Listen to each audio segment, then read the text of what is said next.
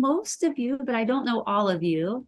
And so just a quick introduction. I am Martha Rogers, and I am the owner and creative director for Full Moon Acupuncture and Apothecary here in Hamden and on the World Wide Webs. On Zoom, also here with us in person, is Pam Stein. And Pam Stein is an invaluable member of the Renewal team. Renewal, it is a seasonal course that I run. It's a 28-day program on seasonal nourishment and seasonal ritual. So, I guess on the Gregorian calendar, the autumnal equinox marks the beginning of autumn. And at least for me, that is a very linear way of thinking about the currents and the energetic movements of nature. The equinox falls this year on September 23rd. So we're about two weeks plus away. And yet it's not as if on that day, autumn just arrives in full glory. So there is this moving in, the shifting of the currents and how to really take care of ourselves in this season that is a season, it's considered a season of decline. It's a season of consolidation. It is the season that comes after the height of yang energy, the summer. And what I was saying earlier is in the smaller cycles of the day, dusk is resonant, energetically resonant with autumn, right? Because it is that bridge between the height of yang energy, midday, summer, and night, darkness, rest, winter. Does that make sense? I would guess that if you're here tonight, one of two things. Either you have a deep affinity for the season of autumn, and or they're not mutually exclusive, and or it's a time of year that you might struggle physically, emotionally. All right, so I'm going to speak tonight a little bit about, from a Chinese medical perspective, in terms of the season of autumn, the organ systems, the resonances, and then how do we take care of ourselves with food, herbs, and lifestyle practices. Okay. The other thing is Virgo birthday. Who's you a Virgo birthday? Okay. Are you a Virgo? So Virgo is an earth sign. So Virgo is an earth sign. Earth being very much about earth being very much about body, our physical body, about food, our home, and about our home. As I talk, and as an opportunity for you to reflect on, what themes might be coming up for you, in this season of Virgo, as the energy of autumn comes in, and as we are beginning. So another cardinal, I would say, characteristic of Virgo is organization and routine. Out there, but also know that those may be coming in your life. Like, do I need to organize better? Do I need to, declutter my living space? Might I need to shift how I am nourishing myself physically? Tradition of Chinese medicine and the element of metal. So something very beautiful is that the character for metal is an image, is a pictograph that depicts something, a small amount of something deep in the earth that is of incredible value. So that is like the crystals and the gems that grow in the earth. That is what the metal element is about. That is the resonance. And so also within each one of us, there is something that is precious and of incredible value that is sometimes hard to find within ourselves. And that is, I would say, the gift of the metal element. And this time of year is reconnecting with what is precious in yourself and what is precious about life. Okay. And that's like finding those gems. Autumn is a season of consolidation. It's a season of decline. In terms of our life cycle, autumn, which relates to the metal element, has to do with approximate age of like early 40s to like early 60s. And it is analogous, or the archetype would be the crone or the wise elder. No matter what our chronological age is, it's, again, within every day, within every year, the solar cycle is an invitation to deepen our relationship with ourselves and with the sacred other, with the natural world. Very much to do with how are we feeding ourselves in these hours. Anytime I teach, whether it's renewal or something small, my hope is always that there's something that I might say that reawakens what you already know within yourself, right? Because we are not like nature, we are nature, each one of us. And all of these cycles are always happening within us. It's like when we look outside, it's simply a mirror for what's happening within us and that potential. Okay, so metal correspondences. And what I mean by correspondences are energetic resonances. So the organ systems are the lungs and the colon. Lungs and large intestine are the organs that relate to the metal element and the season of autumn. We can think, right? What do we think in some ways about the season of autumn? It's often said like the trees are letting go. It's a season of shedding. It's a season of letting go. But within our bodies, the colon is the organ system that is all about releasing and letting go, certainly of the physical crap, but also emotions and thoughts that are no longer serving us. We breathe in, right? We breathe in that inspiration, and then we also have to have the capacity of letting go what is no longer serving us. Right? Something that I get excited about. One of the points on the large intestine colon, which is, it's called the great letting go. It's here between the thumb and the index finger. And this is the master point. So if you have a headache or you have anything going on in this area, it's a great point to press. Or if you need to have a bowel movement, also press. Give it a little massage. Lungs and colon are the organs. The energetic movement is downwards, right? What do we see in the natural world? Things will begin to fall down in the letting go.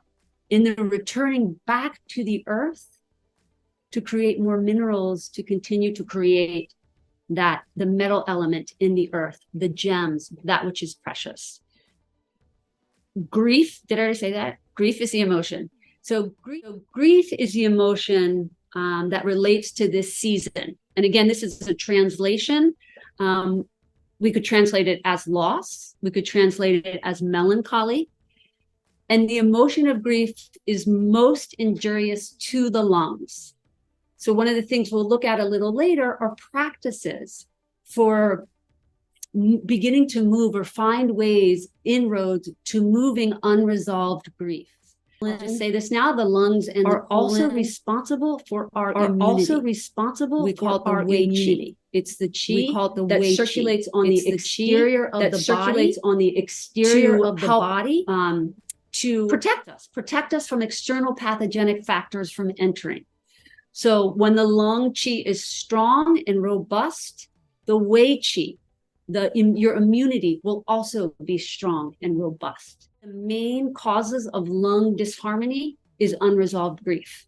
So we are going to look at a little later some of the other things in terms of food and herbs to help with some of the physical symptoms, the physical manifestations.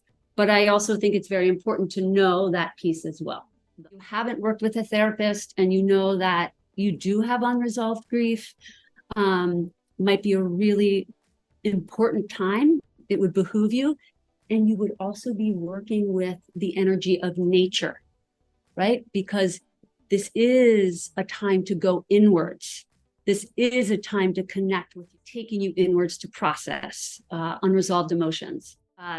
The sound is weeping. So like crying or mourning, the sound of a mourning dove. The color is white. So in ancient China, white was the color that was worn as an outward manifestation for grieving. It's a 3-day celebration, I'll say, of the person, and white was worn. White is also the color of bones. So it's this idea again of the ending of a cycle and then a period of darkness and then the beginning of new life again in spring.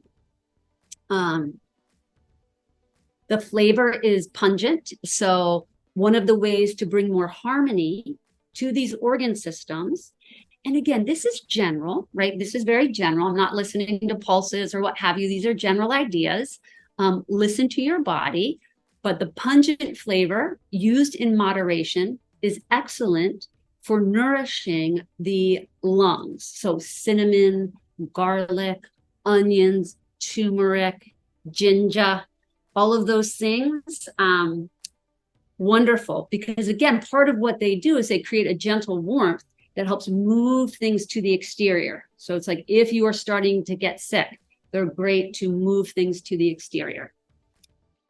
So just in case, just a reminder, we're talking about the correspondences, the energetic correspondences for the metal element, which relates to the season of autumn. The nose. So the nose is the sensory organ that relates. And it's said in Chinese medicine that the lungs open to the nose.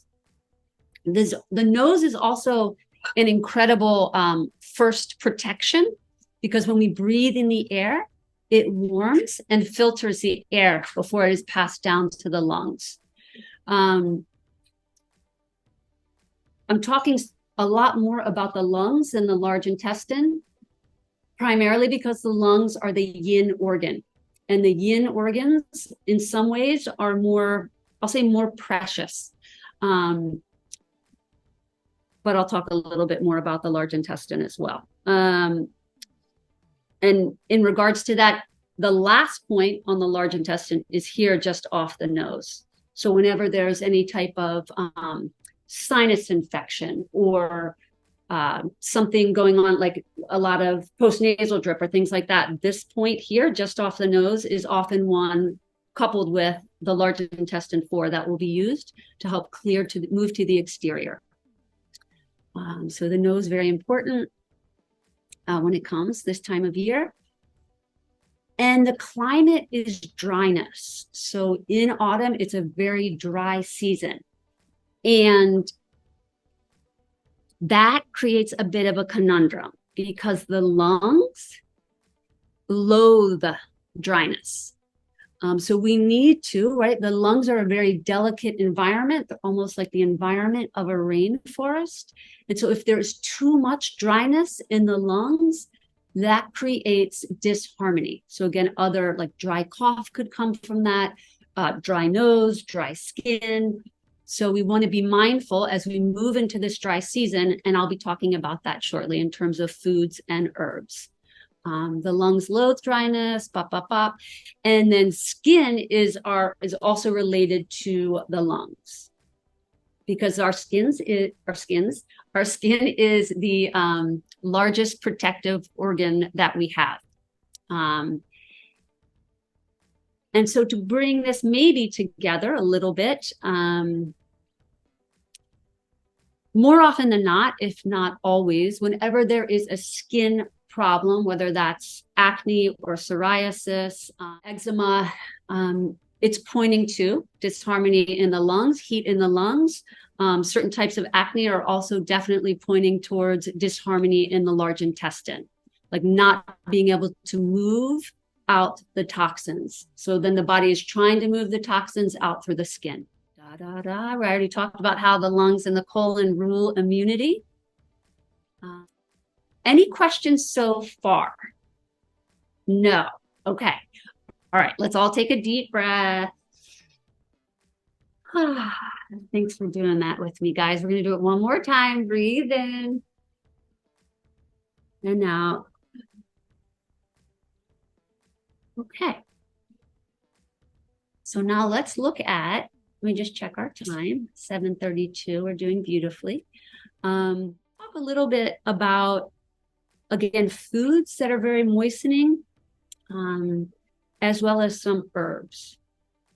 So in the spirit of making sure that the lungs stay moist, the other side of, so you don't want the lungs to be dry, nor do you want a phlegmy condition in the lungs, right? So phlegm is bad and dry is bad. So you want to maintain that equilibrium. Again, some of the cardinal ways that you would know that there is heat in your, there's dryness in the lung and insufficiency of yin fluid